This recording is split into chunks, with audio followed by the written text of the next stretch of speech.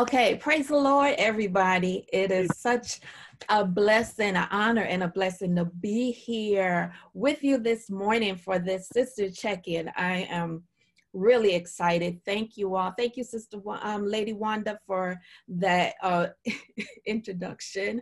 Thank you, Sister King and Sister Laura, for inviting me to this platform. I'm really grateful.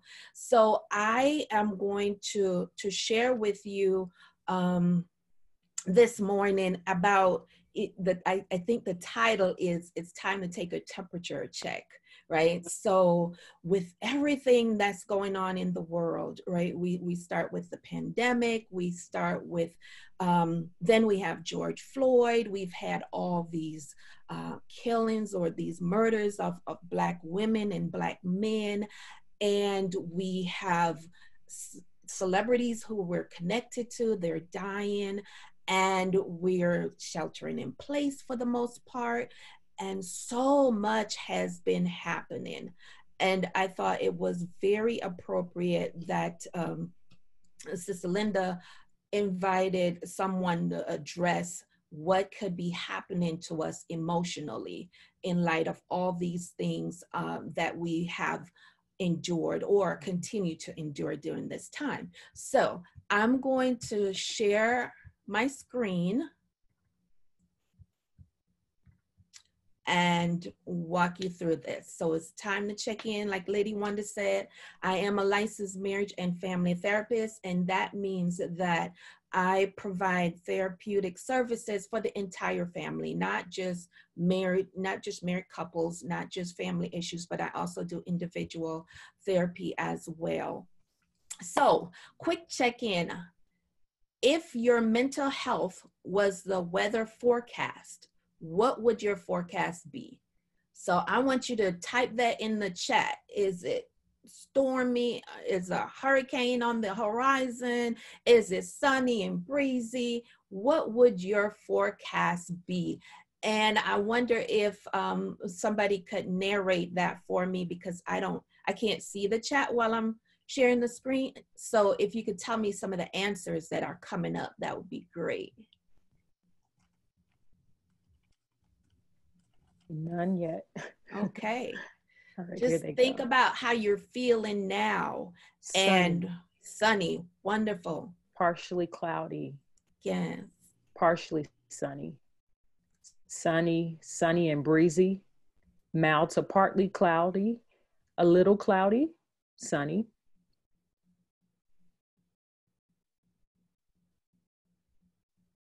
Sunny but partially cloudy. Awesome. And you all can keep dropping them in the box. And the reason why I say this is because it's important to do some check-in with yourself to see, what is going on with me? Because we, in this society, a lot of times, as being African-American women especially, which I believe is the majority of our congregation, we have this stigma that we have to be strong. And sometimes when we are dealing with being strong or trying to live with that label of being strong, we don't pay attention to our emotional needs. And we don't give ourselves time to slow down, to pause, to even ask for help. And as women, we are taxed with taking care of our homes, taking care of our families. Some of us are working full-time jobs. And now a lot of us are teaching our children from home. And so it's okay not to be okay. Let me just say that. It's okay not to be okay. And I'm going to go through this presentation briefly and share some information with you. This is as brief. So if you need more information, please feel free to reach out to me and I'd be happy to share with you. This quote I love: rest and self-care are so important. When you take time to replenish your spirit, which is what we're doing here today, thank God, it allows you to serve others from the overflow. You cannot serve from an empty vessel. How many of you all believe that? Let me see thumbs up if you believe that. Yes. So we're going to look at depression. And when I was asked to do this, I was asked to either do, to look at depression or grief. And those are both two huge subjects that really deserve their own platform. But know that people who are going through grief, depression is part of the stages of grief that you can experience. And that would be considered situational depression, right? And because someone has depression or is experiencing depression doesn't mean that they're weak, doesn't mean that they're lazy, and it doesn't mean that they don't trust God. Okay, so what is depression? Depression is a common and serious medical illness. It negatively affects how we feel, how we think, and how we behave as well. It is treatable, and that's what I want you all to know. Depression is treatable. Depression causes feelings of sadness, loss of interest in activities that you usually enjoy. Somebody might say, I just don't feel like moving today. I'm just so sluggish. Or I just feel really heavy, or I feel like a wet blanket is over me. Those are some of the languages that people use who are experiencing depression. It can lead to a variety of emotional and physical problems, right? A lot of times when we show up with diabetes, heart disease, and different things like different physical things, the source of it goes right back to unprocessed emotions. And so it's so important that we take care of our emotions, because if I think of us as human being in a holistic way, we're spiritual, we're emotional, and we're physical. And we have to take care of the whole being. So I thought it was important for you to know some signs of depression. Persistent sadness. So when a client comes to my clinic, and one of the first things I do is test for depression, test for anxiety, because depression and anxiety, they're twins. And right now, most of my clients who are coming in, they are anxious about the future. They are also experiencing depression and other things. So it's important to check for those things. So we have a tool that's called the Patient Health Questionnaire, and it's 9 questions, and your doctor might give this to you also at your physical checkup, where we check on how long you've been having this mood, feelings of hopelessness, irritability, feelings of guilt or worthlessness, loss of interest, decreased energy, and fatigue. So these are just some of the ways that depression shows up. Appetite gain or appetite loss, thoughts of death or suicide, aches, pain sometimes. Depression shows up physiologically, so you feel physical pain, and the doctor will do different tests and say, well, I can't find anything there. The x-ray didn't show this and that, but you feel it. And a lot of times, again, that's emotional things that's manifesting physically. What actually causes depression? There's so many different things. Number one, it could be an emotional or hormonal chemical imbalance that's going on in your brain. Some of it is genetic. Some of it is situational, again, like what we're going through with all the losses. Some of it is abuse, neglect. Some of it stems from childhood neglect and childhood trauma and things that has never been processed. Cognitive parts of it, perfectionism. That's one of the manifestations of depression. Someone is always trying to be perfect about doing things and focusing on just controlling so many different areas. That's a big sign of depression. And don't get me wrong, excellence and perfection are 2 different things, right? And so it's important to understand the source of those things. Lifestyle, life transitions. We've experienced a lot of death in our congregation amongst our church families. That's a lifetime transition. We've had people who are sheltering in place, and we've had people who have lost the use of celebrations like funerals, weddings, graduation, things like that, which builds excess stress. And what I'm seeing also is what comes with that excess stress and sheltering in place is a lot of increase in domestic abuse, a lot of increase in sexual abuse and domestic violence. And so it's important that we look closely for things that we might not be able to see with our physical eyes, but look beyond that and see what else might be going on. Lack of self-worth, low self-esteem, those are also causes of depression. It's also important to know that there are several types of depression, and just going to touch on a few of them so you understand that all depression are not created equally, because some people can function differently with depression. Some people have different types of depression, like atypical depression. That's when you feel more irritable. It comes, you experience relational issues, oversleeping, overeating, things like that. Psychotic depression, that's when you have these depressive symptoms, but it comes with hallucination and delusion. Postpartum, that's following a birth, and premenstrual dysphoric depression. Those are things, that's what happens in your body around your menstrual cycle. Sometimes, mostly before, but sometimes after and during your menstrual cycle. Some people are over it within the first 2 days of their cycle, and some people it continues. Situational depression, this is what we're talking about with the pandemic, with the loss of a loved one, with the divorce, or your children leaving for college, learning how to teach your children from home. Those are different things that are situational. Major depression, many people experience this, and it's persistent, and it keeps going on throughout their life. Most people who are diagnosed with depression, 3/4 of the people, it starts by the time they are 25 years old. Dysthymia, this is when you have these bouts with sadness, long bouts with sadness. SAD is seasonal affect disorder. As we come up on the change in the season, it's important to check in on with your loved ones, because their mood might change because the lighting has changed. We see a lot of this when I was living in Minnesota, because the sunlight changes and people are not exposed to it. With the sheltering in place now and so many people indoors, it's also good to look for seasonal affect disorder, because there's not enough vitamin D that they're getting.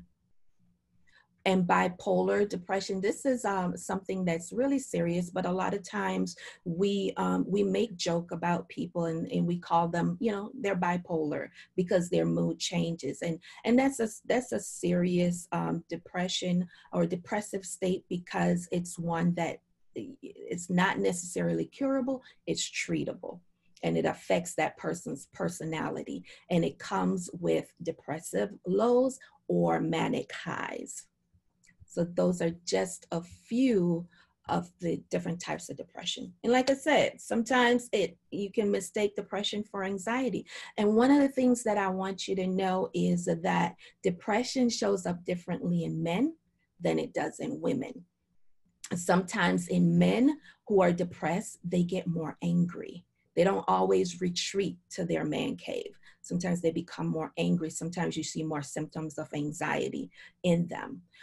Children, a lot of times it looks like ADHD. People will mix up depression and ADHD in a lot of children. So these symptoms, they cross over, and it's important to have a qualified mental health professional to help you diagnose and help you treat these symptoms as you see them. But know that everybody's depression looks differently.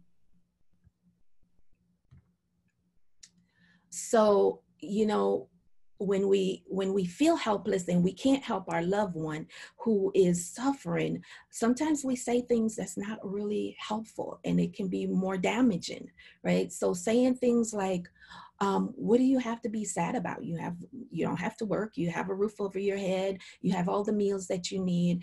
Snap out of it. Stop feeling sorry for yourself. It's your own fault. If you had listened to me, different things like that. When we say things like that, a lot of times it's from a place of helplessness, feeling helpless, and you're not expressing empathy. And empathy is one of the most important things that a person who's experiencing depression can use. So things like, you're not alone. You are important to me. Do you need a hug? Do you want me to sit with you? Would you like me to go to the doctor with you? How would you like me to check in on you? I'm not going to leave you alone. I love you. I'm sorry that you're in so much pain. Different things like that. Those are empathetic ways to address people who are experiencing depression. Ways to treat depression: seek medical attention. And I am a therapist. I'm a licensed therapist, but I'm not a one that prescribes medicine. So I work closely with psychiatrists who will prescribe medication for my clients, and I help to monitor that in our therapy services. Now, a lot of times we have pushback, and I'm not one to jump to medication. I'll try natural remedies. I'll try a lot of these things on here first. But the reality is, the way that we are experiencing life now, sometimes people need more help, and it comes in the form of antidepressants.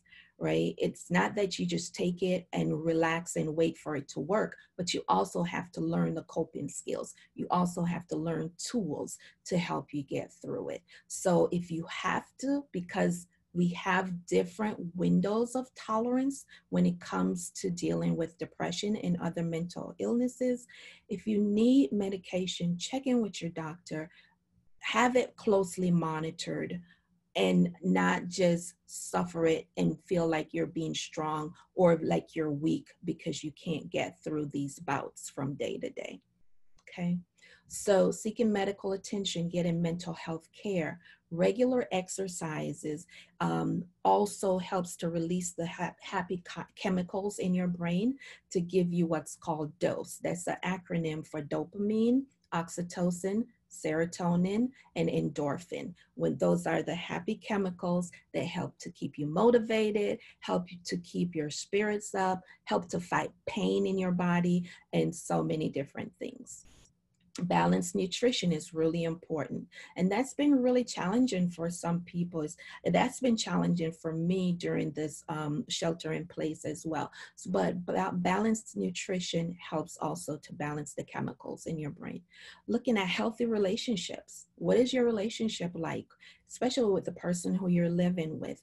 What's happening for you, and learn how to manage those. And if you need therapeutic help to get through that, do that. Good night's sleep.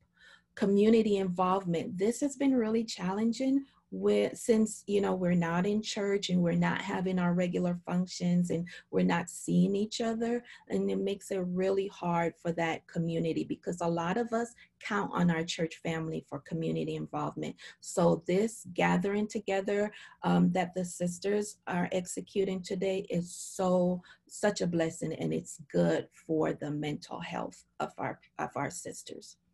And focus on what you can control. There's so many things in life today that we cannot control. And I'll literally have people take out a piece of paper, draw a line down the paper. On one side, write things I can control. On the other side, write things I cannot control.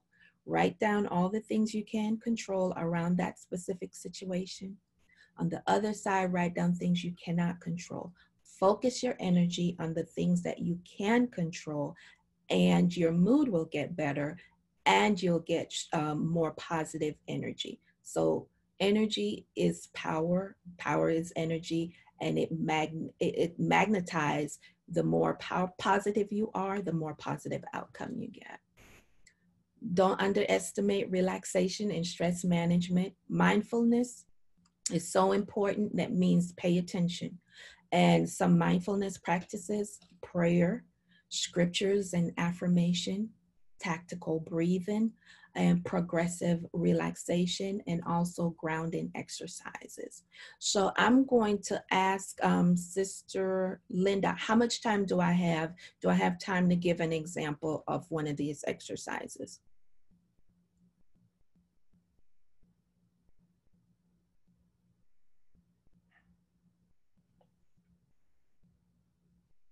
Sister Laura, do I have time to give an example?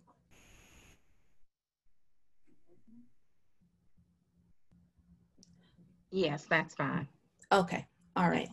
So, okay, here is when all else fails, breathing is really important. Why is it important to breathe? Because when we are in an anxious state or we're in a depressed state, our brain is offline.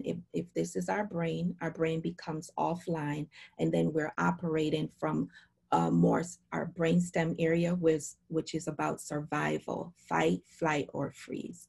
So one of the things to do to access your thinking brain is, and to get your brain back online, is to feed it. How do you feed your brain? You give it oxygen, right? And so this is one step that is important to take.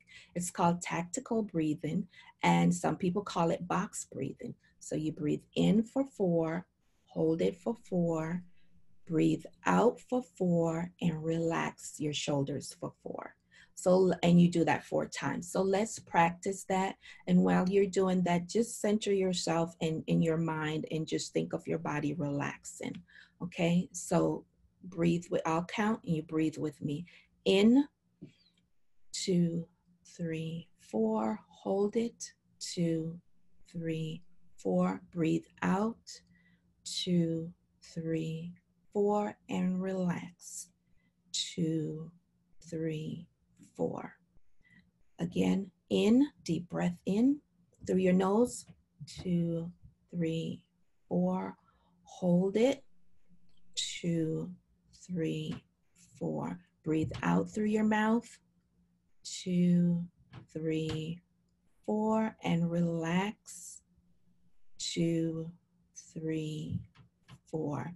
This time, get a positive image of yourself, just relaxing, and breathe in through your nose, 2, 3, 4.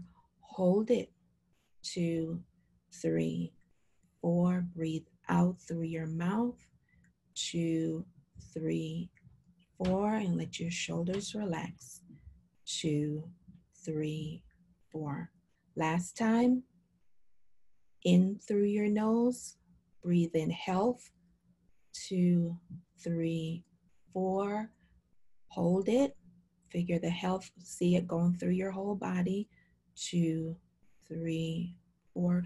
Breathe it out, breathe out stress, 2, 3, 4, and let your shoulders relax, 2, 3, 4. When you feel comfortable, you can just open your eyes and come back to the room. All right. So share in the chat how that makes you feel. How do you feel about that? And this is something that I want you to remember. Just because I carry it so well doesn't mean it's not heavy. And going through what we're going through now as mothers, as wives, as single mothers, as women, period, it is heavy to carry some of the things that we're carrying. So make sure your support system is intact. If you need some additional help, reach out. There's no shame in getting help, and get all the support you need and stay connected, which is very important. Okay, and this is my contact information. If you want to reach out for additional resources, I'd be glad to share with you. Okay. And thank you again. And that's a nutshell of checking our temperature and looking at depression a little closer. Thank you all.